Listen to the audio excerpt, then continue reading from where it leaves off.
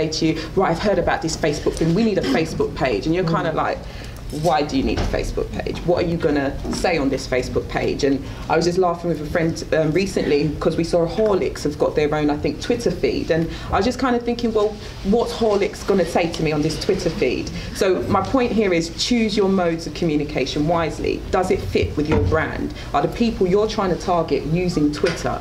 Do we need to know about Horlicks on Twitter? Some may. Personally, I don't think I will, but you know, do the modes that you're going to choose, make sure they're relevant to your business and they add value. And I have to stress on the word add value. Everything you do should add value, otherwise don't do it. Thank you. Hi. You all kind of touched on the fact that in order to get where you are, it's quite a competitive industry, and you had to make obviously different decisions and so forth. I was just wondering, for all three of you, how much do you think you've had to kind of compromise your own values and beliefs and morals in order to get where you are? And if you feel that you have, how have you dealt with that? I mean, I'll speak on being in, excuse me, being in the entertainment business. In terms of compromising, I find that my morals have been challenged. Working with various people, from rappers to, you know, just and activities that they get involved in that I necessarily don't believe in. I think you need to be true to yourself, and you don't have to get involved in something that you just don't want to do. I think if you're able to get your message across without compromising, then you will go far. At the same time, I think it's important that you are able to communicate, I guess, to your client, and I think they'll see from the way you are and the way you operate the areas that you are and you're not going to go to. Yeah. But I think in terms of compromising, I wouldn't say that it's been that difficult for me, because I think people see generally who I am, what I stand for, and what it is that I am going to do and not do generally. I think it's very, especially, and I'm thinking in terms of working in entertainment and media, and for 4 years I worked for a men's magazine where I was pretty much not the only, but one of very few women working, or at least very few women who were in managerial positions. And you know, and then you come to a point where, especially when you're promoting, when you're promoting a pop culture entertainment magazine, and you're putting people on your covers who are saying some really salacious, crazy things that you could choose to either completely blow out and create this huge media storm on, or not. You have to sort of make moral calls sometimes. Like I remember we had T.I. on the cover right before he went to jail the first time for all the guns, when he got caught with all the guns, right? So we shot him on the cover and he's got like a rifle in his hand, but we didn't know, I mean, this was before, but the truth is, like when they shot him, it was in a hotel in Vegas, and he had like arms. Like I could have taken that, and because the story literally dropped, I think the week that he went to jail. That could have been huge for us. We could have been selling magazines off newsstands, but it would not have been the best moral choice to necessarily go that route. It would have been a low blow. Why add more flame to the fire? It was already a big story. The fact that we had him on the cover holding a rifle was news in itself. I didn't have to go in and talk about the fact that he had guns in the hotel when we shot, you know. But I mean, but there are different things that I think as you also kind of build a reputation, because the PR industry is all about your brand. Like it's all about your reputation, your relationships.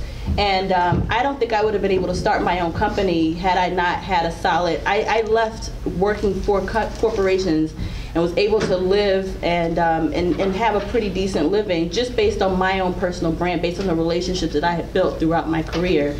And people get to know you for the type of things that you promote, how you go about it, the type of person that you are. I think PR, probably more than a lot of other industries, is so relationship based. And it's one thing to meet someone and have a really surface conversation. People know right off the bat if you're genuine or not. And I think that really comes through. And when you talk about making compromises and doing what's right and what's wrong, people will see that. Even when you're doing your day-to-day job, you know, the sort of the choices you make are, especially in this business, could have long-term repercussions if it's not handled properly. And I think also just to add to that, I mean, we should all have our own personal value system, our moral compass and things like that. So really they should be what drive your choices and how you conduct yourself in a personal environment, in a work environment. As you said, people saw from the start about your professionalism, what they could do and what they couldn't do. And that goes in your personal life as well. If you carry yourself a certain way, people will treat you according to how you carry yourself.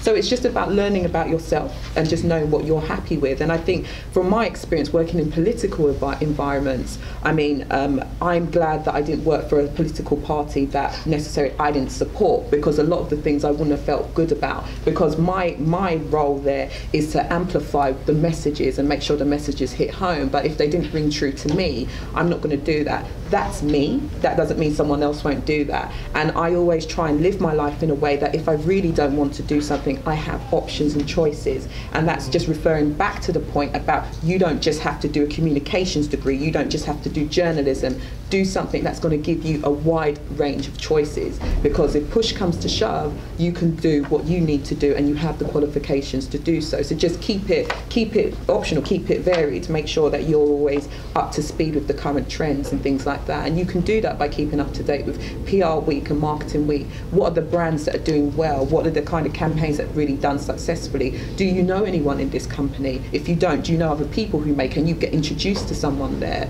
Are you going to training events within the industry? Just keep your networks up. That's what's going to help you at the end of the day. And then you can find your own path or even create your own brand if that's what you want to do.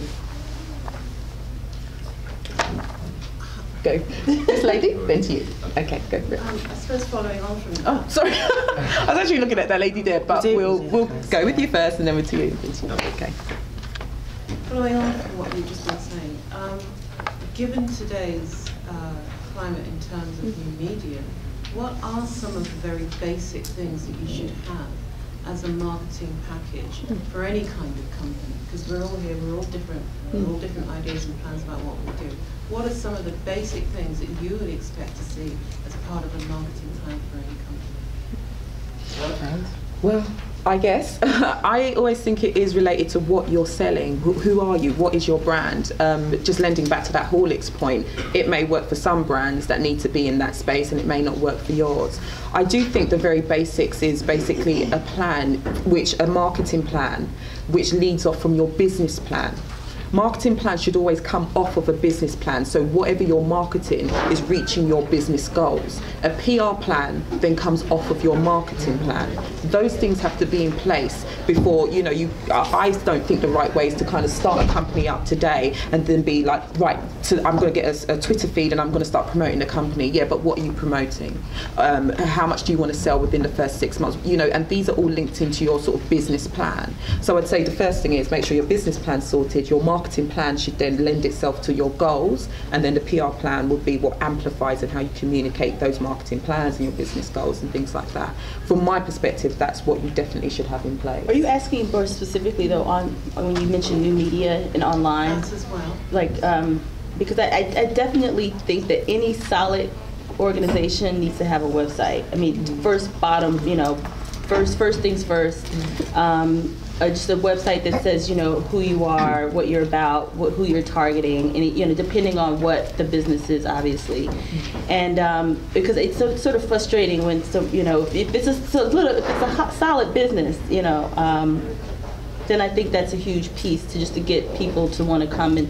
Everyone's spending so much time online. It's just very, very easy to just have one place that has everything they need to know about your company there. And then from that, you could obviously have a presence. You can use social media and other ways to drive traffic to your website. But with that being the hub of your business, I think right now, when you're just talking online, that's a huge piece.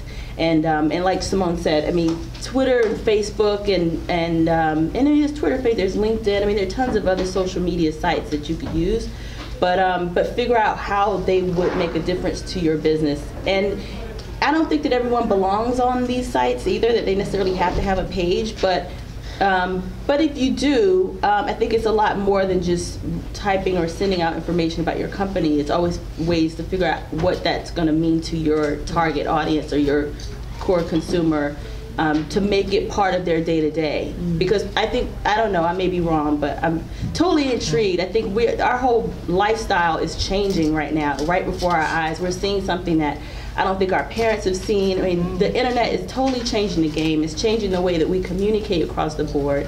And it is changing every single week, every day, every year, you know. Twitter is probably in a different place now than it was 2-3 years ago. Who knows what we're going to be using 5 years from now. Please, by the end of this year, who knows who might create something else. So I think within everyone's every day-to-day lifestyle, they're using the internet in different ways. So as a person who has a company, how can your company be a part of that lifestyle? If you're on Twitter, why would someone want to follow you on Twitter? Are you adding something? Are you giving them a reason to go to your site? Are you giving them a reason to want to find out? Are you giving them new information, new news that might somehow pertain to your business? I mean, I think there are a lot of different creative ways to use it that are a lot deeper than just the surface. Yeah. Okay, so Yeah. this is plan, marketing plan, PR, Yeah. website. In addition to a website, their websites are quite expensive to put together as well. You can set up a blog spot, I think they're called blog spots, they're pretty much free, a one-pager, where you can add all the information that you would in your website there. But again, like I said, building one is quite expensive, so you can always start with a simple blogspot page and then go onto a website. Or Tumblr. I think it's pretty much, Yeah. or Tumblr, exactly. WordPress. And they're all free. Internet, website. There is a free website actually, Getting British Business Online. Okay, Getting Great. British Business Online. Okay, Great. great. And also just to say, if you are going to venture into the social media field to communicate about your business, really think about it has to be communication. It's not a place for you to sit there and just send a tweet out to say, could you buy my product today, Right. please? People don't like marketeers on social media platforms. That's not what it's for. Social is the key word there. People want to socialize. They want to know about your business. And to be frank, they want to know about you. And this has all come from the celebrity culture. They see the paparazzi, they do all the kiss and tells, and people now want to know about you. What does your brand mean? And so this is a channel for you to talk about your brand in the voice that you want to give your brand. So don't send one tweet a day. And it doesn't always have to be a tweet about your business. It could be about an issue. So say you're from British Airways, it could be about taxes on fuel that you maybe wanted to get your followers to start talking about, and just think about it a little bit more empirically than just about your business, because it's a communication tool. You can use it for marketing purposes, but do it so there'll be gain for the follower in mind first, and then gain for yourself secondary, which seems kind of weird in a marketing context, but that's how I think you use those tools viably. Okay, this lady. Hi, I'm Meta from Nails by Net. Okay. I want to give a bit of advice.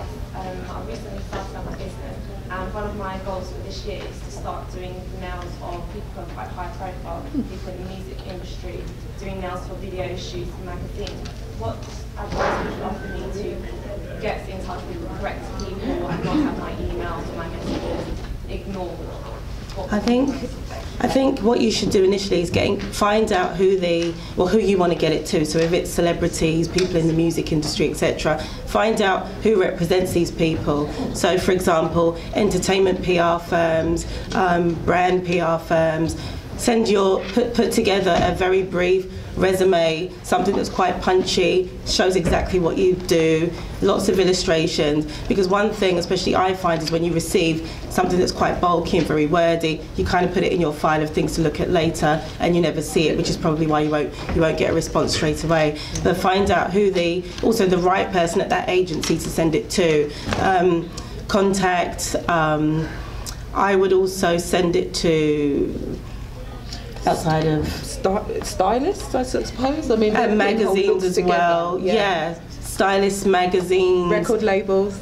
Potentially, Yeah. they probably won't look at it Yeah, for a while, exactly. But one thing with my PR hat on, I mean, I don't know if you have the budget to do this or time, but what about going to an entertainment agency instead and doing a manicure? I mean, a lot of companies now do well-being days for their staff. You get massages and things like that. Give your services for free. Something as tangible as manicures and things like that. The proof is in the pudding. So if someone's got it on their nails, they're going to be like, you know what, we're going to get our artist to wear this. And yes, it takes budget, it takes time, but you will do that obviously according, you know, don't cut your cloth bigger than you can wear, whatever that saying is, because I totally got that wrong right there. But you know what I mean, I hope. And I think just basically think about who you want to target. Don't give it out to everyone. If you want your brand to be a sort of luxury brand, you'll see that the Gucci's and the Louis of the world